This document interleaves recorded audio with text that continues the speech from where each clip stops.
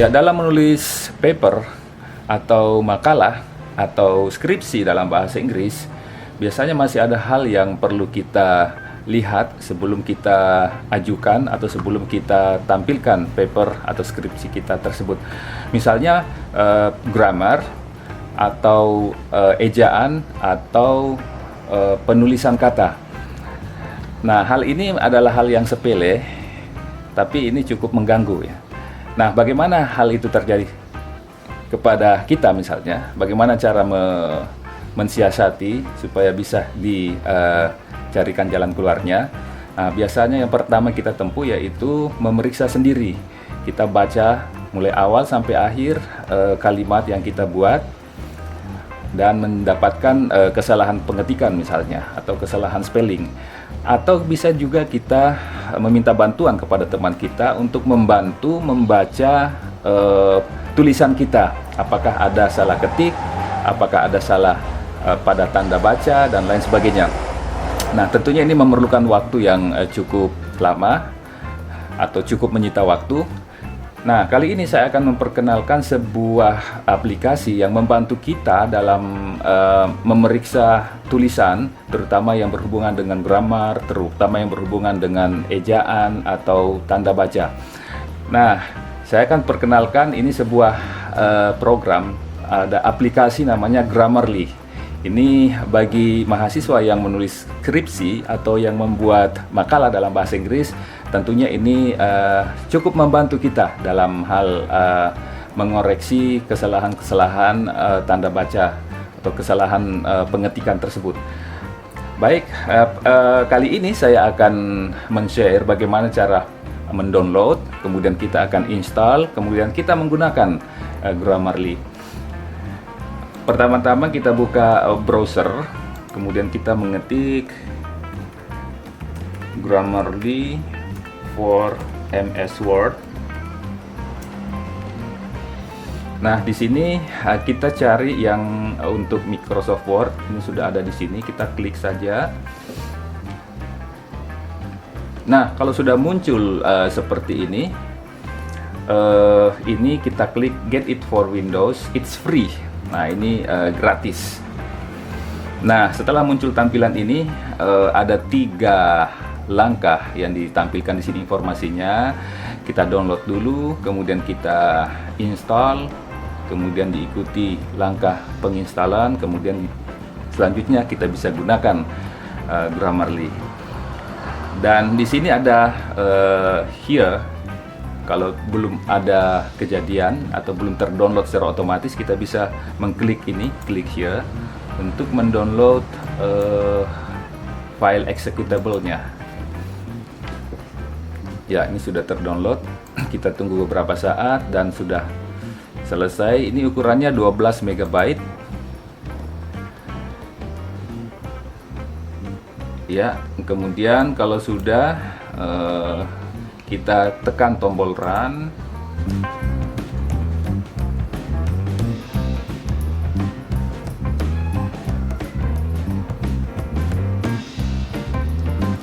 Kemudian kalau muncul ini kita klik get started. Nah, ada 2 di sini, select Grammarly product you would like to install. Tidak apa-apa, kita pilih juga, maaf nih, Grammarly for Outlook. Sebenarnya yang kita perlukan ini Grammarly for Word, tapi tidak apa-apa. Kita biarkan keduanya dicentang, kemudian ditekan tombol install.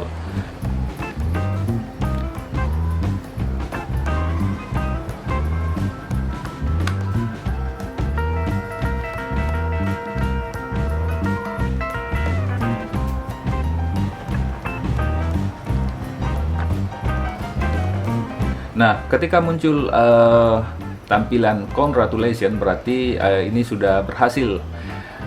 Grammarly sudah berhasil diinstal di komputer kita. Kemudian selanjutnya kita tekan tombol finish. Nah, ini sudah selesai prosesnya untuk proses instalasinya. Kemudian selanjutnya kita aktifkan Microsoft Word.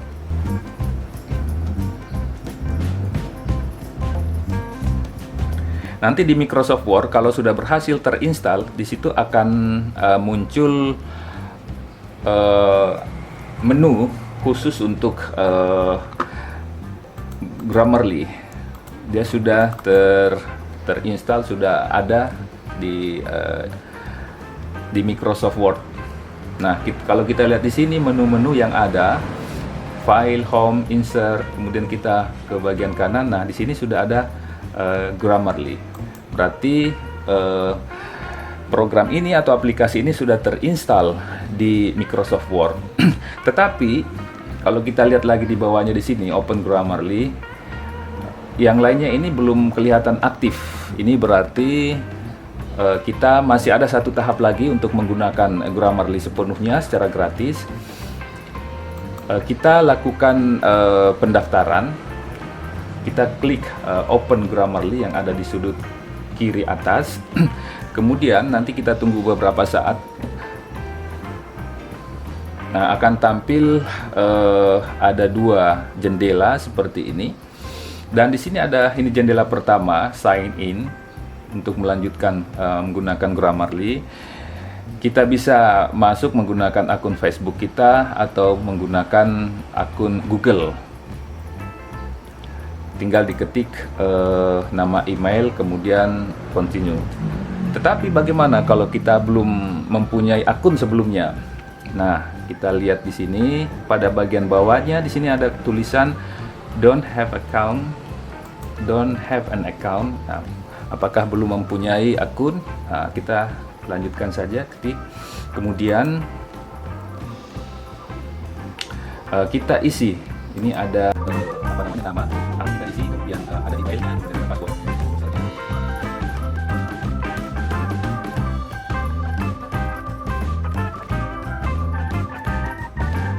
Ya, kita isi nama kita, isi email, kemudian password sendiri, passwordnya. Setelah itu kita tekan tombol sign up untuk melakukan proses pendaftaran. Kita lihat di sini sementara mengkoneksi ke servernya Grammarly, kita tunggu beberapa saat. Nah, ketika sudah selesai proses pendaftarannya, maka kita bisa melihat di sini ada beberapa menu yang tampil. Ini tampilnya sudah aktif. Nah, kalau sudah seperti ini, berarti Grammarly ini sudah siap untuk digunakan. Baik, untuk menggunakan misalnya saya mengetik di sini, ada saya berikan contoh.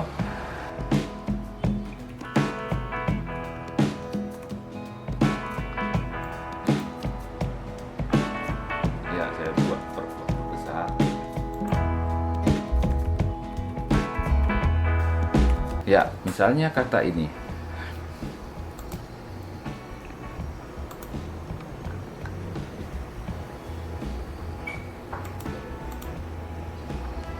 Oh iya, mohon maaf. Sebelumnya kita harus aktifkan dulu set goals. Nah, di sini ada 3 pilihan. Yang pertama audience. Ada 3 di sini. General. Ini general, easy for everyone, artinya yang umum.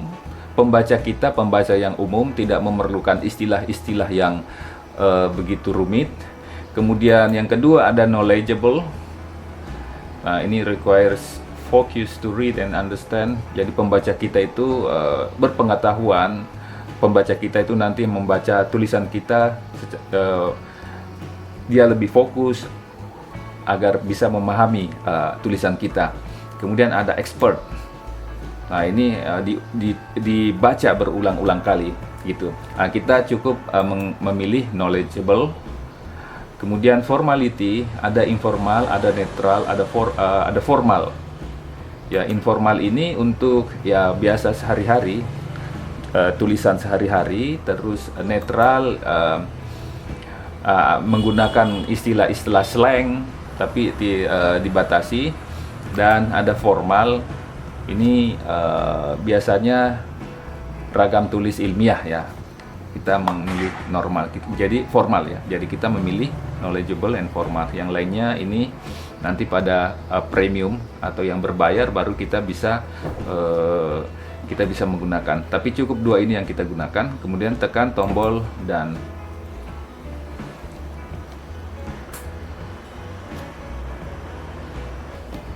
Oke, ini belum bisa ya. Saya akan memberikan contoh yang lain.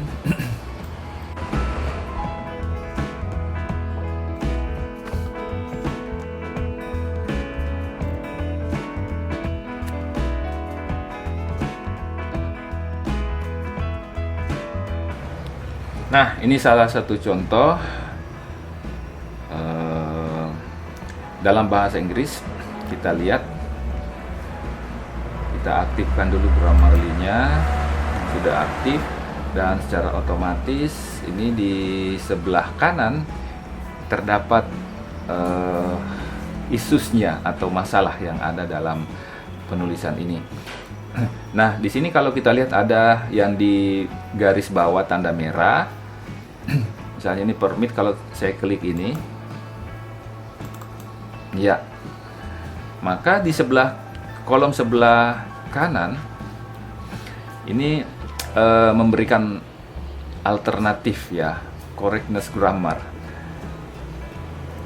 Dan di sini ada keterangannya, it seems that the verb permit does not agree with the subject. Ya, consider the change in the verb form. Nah, kalau kita seharusnya menurut Grammarly, permit ini ditulis dengan menambahkan huruf S di belakangnya. Kalau kita klik, maka akan melakukan koreksi secara otomatis di sini. Kemudian selanjutnya ini, nah di sini ada keterangannya, apa jenis yang perlu dikoreksi. Kemudian tinggal kita klik ini, maka akan terkoreksi secara otomatis.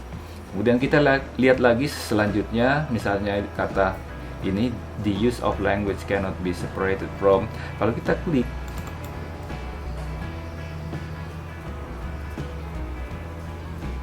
oh ya, dia katakan it appears that you have an extra space. Nah, ini ada jarak di sini, jaraknya ada jarak. Kalau kita klik, nah maka jaraknya akan kembali seperti normal. Jadi ada tambahan jarak, nah, kata Grammarly. Kemudian seterusnya ya, misalnya ini kita klik saja di sini, is used. Kemudian kita lihat koreksinya, ternyata harus menggunakan di belakangnya, used, is used. Ya, begitu, dan seterusnya. Kemudian ya seperti itu. Ini terdapat 222 basic issues seperti ini. Biasanya ada beberapa jenis. Sambil memeriksa atau memberikan koreksi pada grammar, juga pada spelling, ejaan, kemudian punctuation, tanda baca. Juga memeriksa clarity, ya, clarity, consciousness, ya. Nah, kalau di sini kalau kita lihat ya, di sini all issues semua. Kemudian di sini correctness, ini tadi yang warna merah. Bisa berupa preposisi, spelling, verb agreement, artikel, pokoknya banyak ya. Kemudian ini kalau kita klik ini clarity, nah, akan memberikan koreksi, memberikan saran apa yang seharusnya diperbaiki. Misalnya ini ada kata basically, ini berwarna biru, tadi yang berwarna merah, ini kalau clarity-nya berwarna biru. Kalau kita klik,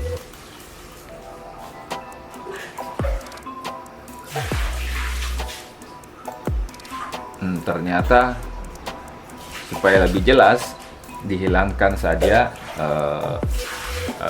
kata tadi ya. Kemudian selanjutnya masih ada 4 di sini. Ini kita bisa cek dengan menggunakan ini tanda panah bawah. Nah, ini akan muncul ini the purpose. Nah, kalau kita klik, ternyata attend closing poll hearing, dihilangkan yang purpose-nya. Kemudian masih ada issues-nya yang lain. Kita klik saja ini tanda panah ke bawah. Nah, ini kata in order to. Nah, kalau sarannya Grammarly yaitu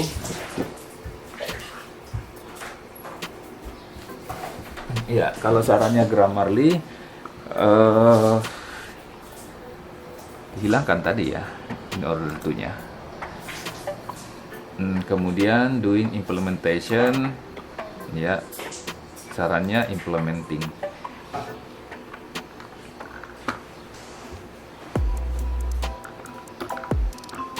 Ya, ini adalah salah satu draft proposal skripsi mahasiswa yang ditulis dalam bahasa Inggris. Ya, semoga tayangan ini bermanfaat. Selamat mencoba dan sukses selalu.